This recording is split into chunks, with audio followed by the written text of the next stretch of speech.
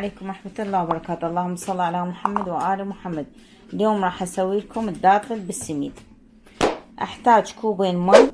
بسم الله الرحمن الرحيم.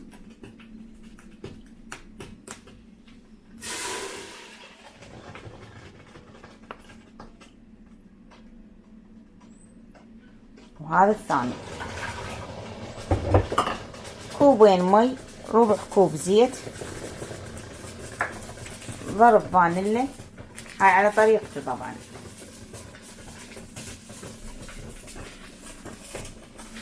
ملعقتين اكل شيرة، واذا كان عسل فافضل ملعقة واحدة.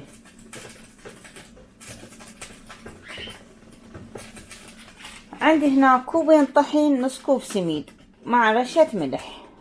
هاي كوبين طحين وهاي نص كوب السميد. هذا الملح راح اضيفه هنا او هنا يعادل الطعم.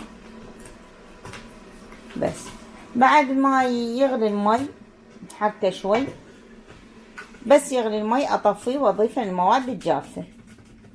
هاي عندي المي غلي خلاص، راح اطفي عليه واضيف هاي الطحين والسميد. بسم الله الرحمن الرحيم. وابدأ احرك بيهم على السريع حتى ينمزج المواد كلها سوا، لان انا الطباخ مالتي كهرباء فتبقى العين حارة. بعد ما نمزج العجين سوا، هسه افرغنه بكاسة حتى شنو شوي يدفى واعجنه.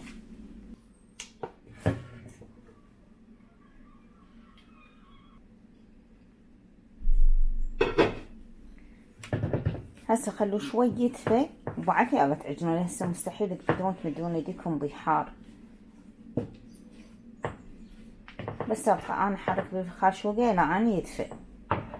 غير خاشوقة هاي الكبيرة وابقى اعجن. بعد ما عجنته عجن جيد طبعا، بعده دافي مو بارد. هسه نبدأ نشكل.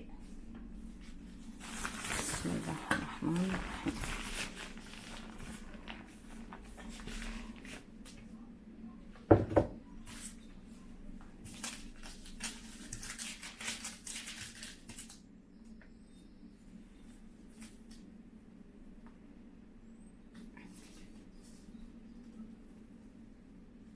حجم التردونة انتم بسكينة.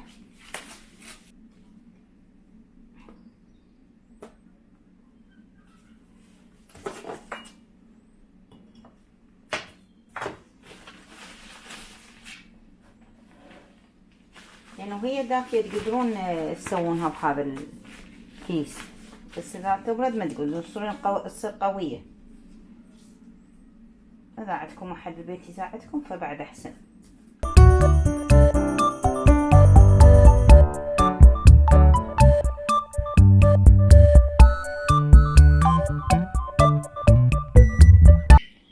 بعد ما خليت الزيت بدا يحمي، هسه اختبره باول وحده. بسم الله الرحمن الرحيم.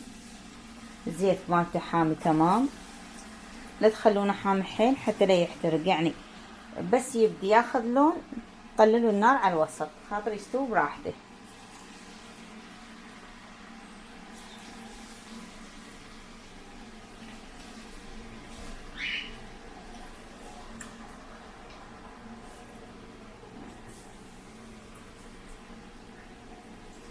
ياخذ اللون الذهبي.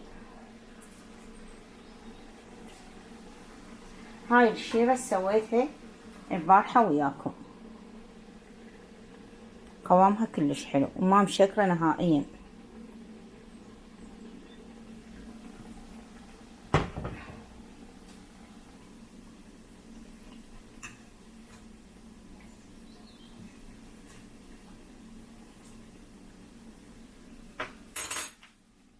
ومثل ما قلت بعد ما يبرد تماما يلا تقلونه حتى تنجح عندكم الوصفة.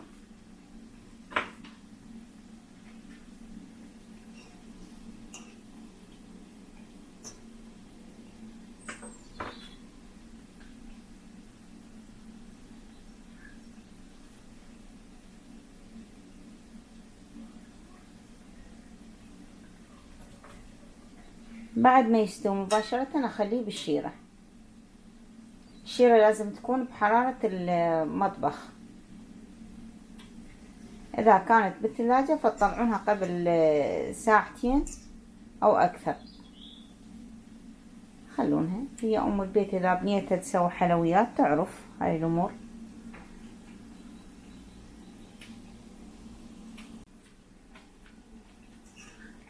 هيك على الوسط كله زين، لين يبقى الغليان مالته متوسط، مو يحرق الداطلي. انتم لا تقللون النار كلش ولا تعلونها كلش. اول بداية خلوا زيت يحمى تمام، وبعدها خلوا النار على الوسط.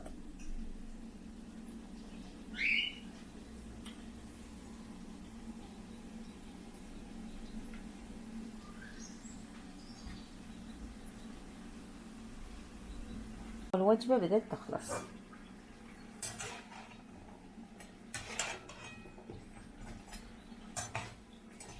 انا درجة العالية عندي مال النار مال الطباخ رقم 9، انا مسويته على 7. بسم الله الرحمن الرحيم.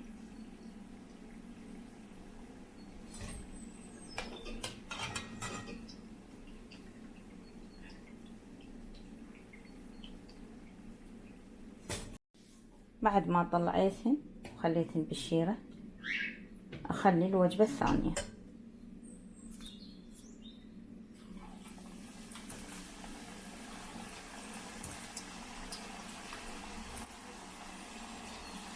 حبيت افيدكم بهاي المعلومة. اذا شفتوا الداطلة مالتكم فتح هيك بهالشكل هاد، معناته الزيت هبطت الحرارة عندكم بيه، لازم تعلون الحرارة. شوفوا الله، بسم الله، معناته الزيت حرارته مو كافية.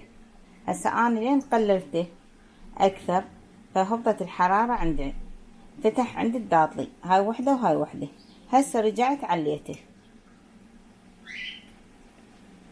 هسه رجعت عليته حتى شنو، حتى ما يفتح الداطل كله. 2 فتحا مو مشكلة. المهم رأس انتبهت عليه، عليت درجة الحرارة، عفته على درجة عالية. هاي هماتين نقطة مهمة، لا تخلون درجة الحرارة تهبط. هذا الداطل مالتنا خلص وجهز، وعينوا عليكم بألف عافية. هسه اكسر وحدة قدامكم وتشوفونها. شوف شلون بشبع الشيرة.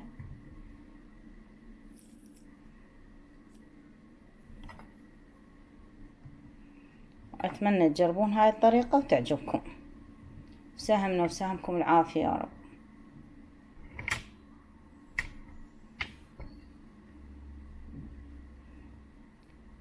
حتى البطن مالته شارب شيرة.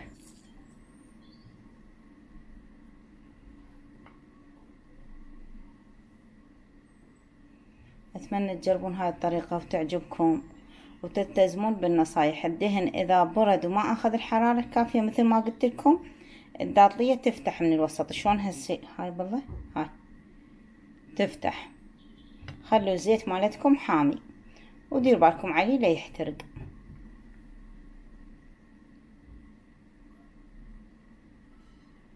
زينة كيفكم، هالشي راجع لكم.